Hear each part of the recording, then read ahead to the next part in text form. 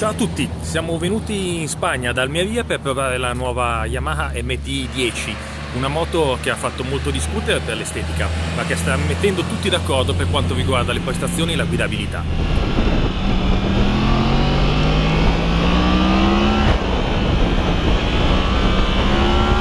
La famiglia delle MT si allarga con questa MT-10, massima espressione di quelle che sono le naked cattive di casa Yamaha. E di cattivo qui non c'è solamente l'estetica, ma c'è anche una meccanica derivata da quella che è l'R1, la superbike della casa di Iwata. Una meccanica derivata ma con ben il 40% dei componenti differenti. Il motore difatti deriva solo in parte da quello montato sulla superbike R1. Qui abbiamo una nuova testata, abbiamo bielle in acciaio al posto di quelle in titanio. Ci sono varie modifiche, naturalmente anche la parte elettronica è stata rivista per rendere più utilizzabile questa moto su strada. E finalmente eccoci in sella la Yamaha MT-10, compattissima, un interasse di 1400 mm, è paragonabile solo a quello dell'MT 07 in casa Yamaha, solo che qui ci sono tanti cavalli in più, sì, anche qualche chilo, ma i cavalli sono davvero tanti in più. Ci aspettavamo una moto nervosa, invece si pennellano le curve con una facilità incredibile. Il telaio invece è sempre lo stesso. Cosa cambia? Cambia invece il telaietto Regisella, che è stato rivisto per poter ospitare un passeggero che, a dirla tutta, non è che abbia proprio tanto spazio a disposizione, soprattutto ha delle pedane decisamente alte che rendono qualsiasi trasferimento abbastanza scomodo. Passeggero? Un'altra domanda? Dovete andare a prendervi l'aperitivo? Ben venga. Dovete affrontare un viaggio?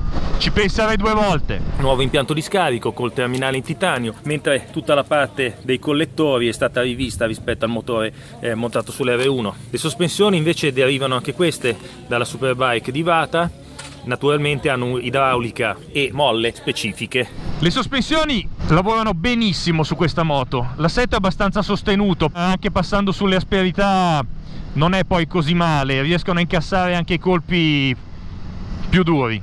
Il look di questa moto è decisamente personale, piace o non piace. Abbiamo trovato poche persone che non sono convinte, o piace completamente o non si può vedere. È un mix tra un manga giapponese e un transformer del cinema americano.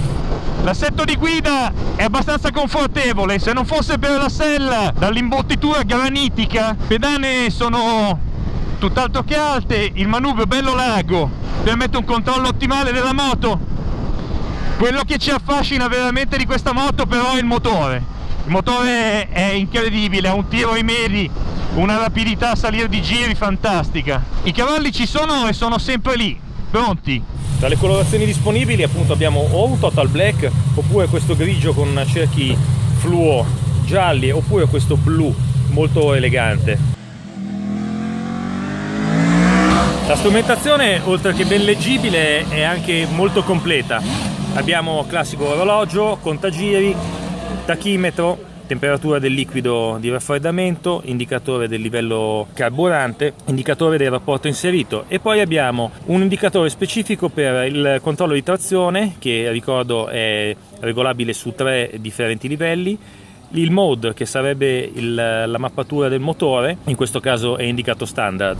E qua la spinta è sempre notevole. Prima di partire o anche durante il viaggio si può intervenire sulle varie regolazioni, sia delle mappe motore, semplicemente schiacciando il pulsante sul blocchetto destro, oppure regolare l'intervento del controllo di trazione, che ricordiamo è semplificato rispetto a quello dell'R1.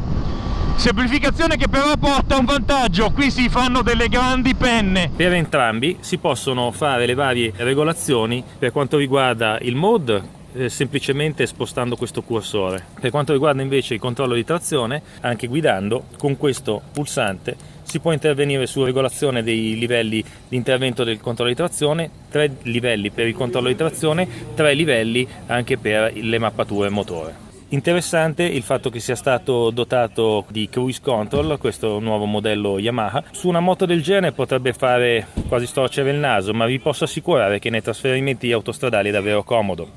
I comandi sono fluidi, la frizione non è assolutamente pesante da usare, mentre il cambio è preciso è abbastanza rapido, considerando anche i bassi chilometraggi che hanno le moto di questo test.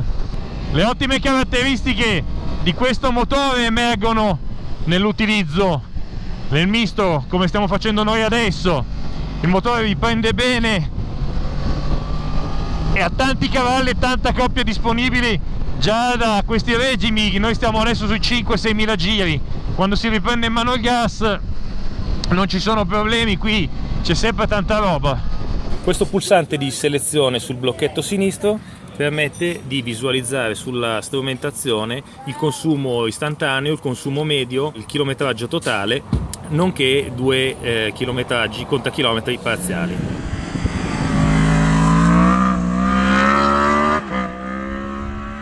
Finiture e assemblaggi sono di altissimo livello, questo secondo tradizione Yamaha, che difficilmente sbaglia queste cose. Qualche particolare non è molto gradito alla vista. Questo tappo, questi connettori sinceramente meritavano magari una protezione, così come tutti i cablaggi messi nel retro del cupolino. Il piatto frenante, anch'esso di derivazione R1, prevede pinza a 4 pistoncini anteriore con dischi da 320 mm. Inoltre, come si vede qui nascosto sotto il cupolino, è presente anche l'ammortizzatore di sterzo elettronico.